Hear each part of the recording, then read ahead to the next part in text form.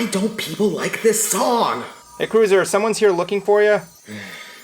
Send them in. Whatever.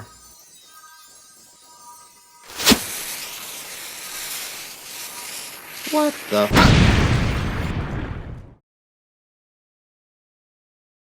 Who the hell are you? Traveling Arrow's the name, and traveling's my game, and I finally fulfilled the meaning to the other word of my name.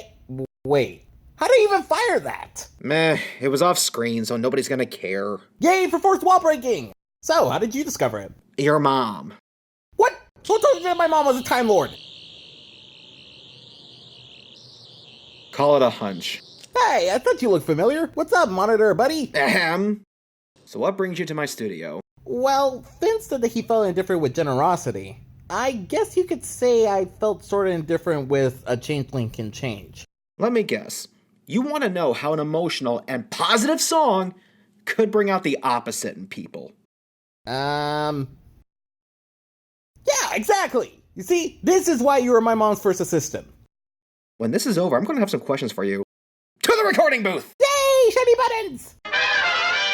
Good morning, bronies! This is the Concert Cruiser, and welcome back to Hoof Rock, where I look at the songs of MLP. And today, I got the Traveling Arrow in the studio, who wants to talk about A Changeling Can Change. Thanks for having me, bud. Wish my Black Canary buddy could be here. Dude, wrong show! Oh, where are my manners? Hold on. Thanks, Batman Transition. Hello, every pony. This is the Traveling Arrow, and even though I may have some things to say about this, all the respect for the Dragon Buddy. Yes, indeed. He was the first person from the show I ever got to meet, but he's been through a lot, and this was his first actual song in the series, which was met with some mixed results. Spike has faced his own demons in the show, but this is his reputation with a kingdom that considers him a hero. However, the character is not who we're here to talk about. We're here to talk about a song, A Changeling Can Change, and why it didn't impact us like it did for others. Yeah, see, I did an interview with Kathy Westluck, and according to her, people were tearing up in the booth when she performed the song, but most of us weren't. Why is that? Let's find out. The song A Changeling Can Change is like the summary of the song You'll Play Your Part. I consider it an unnecessary song when they could have just talked it out instead. I can see what they were going for, but is there anything musically wrong? Not that I'm seeing. The 4/4 time signature in F major works fine. The tempo bounces around a bit, especially during the bridge, but that's a stylistic choice, so nothing musically wrong here. Is it Spike's voice? Would you say I'm a hero, glorious and brave? I don't think so. There may be light auto-tune, but it's used tastefully and doesn't distract from anything.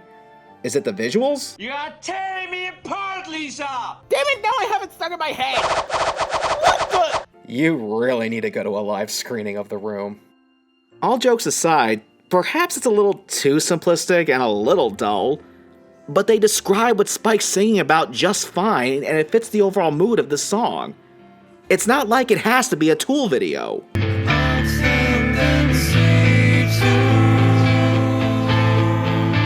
Is it the lyrics? When I forgot to be friendly and kind. Perhaps a little childish, but Spike is a child. Plus, this is for a kid show, so I'm not expecting something as raw and heavy as Korn's daddy. Well, one of the lines draws attention to the fact that the ponies of the Crystal Empire say they love and admire Spike, yet when he said something they didn't agree with, they didn't believe him. If I told you something you wouldn't believe. Yet Thorax forgave him even when he backstabbed him. Essentially, he pointed out how Thorax appreciates Spike more than the Empire that idolizes him. I think there could have been more good points made, such as the fact that the Crystal Empire loved Crystal Hoof and didn't think anything bad against him until he was revealed to be Thorax, at which point they were so prejudgmental that they believed Crystal Hoof had been replaced by Thorax. This is true. Reputation does matter, and he was willing to sacrifice it. This song is a nice sentiment, so why didn't it affect bronies the same way it affected the people in the booth? I don't know. I don't have the raw file, so I can't— Light bulb. Arrow, what did you think of the episode itself?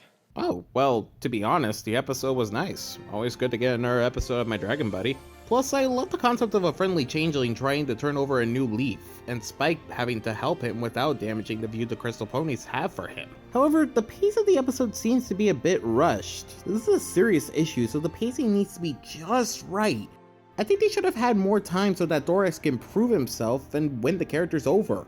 Plus the rest of the Crystal Empire. Something like this should have been a two-parter or maybe a 45-minute after-school special.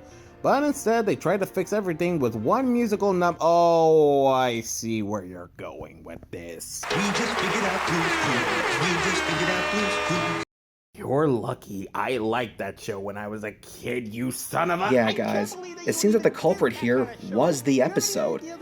People have critiqued it a lot and talked about its various flaws, which, to be fair, are accurate. It is rushed. You don't get to feel Spike's or Thorax's emotional build. You don't get to feel the pressure that they're under. So by the time the song hits, you've lost interest.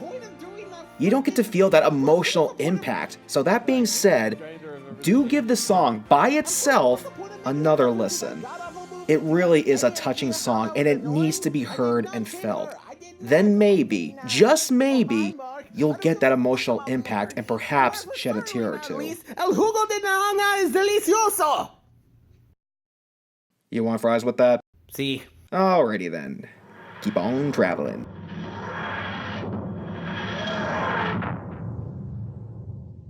Mom! Y este es mi traveling arrow, y en nombre de Concert Cruiser, que nunca abandonará la lucha por el verdadero arte del audio. Mom, I don't think they could speak Spanish. I know, it's just funnier this way.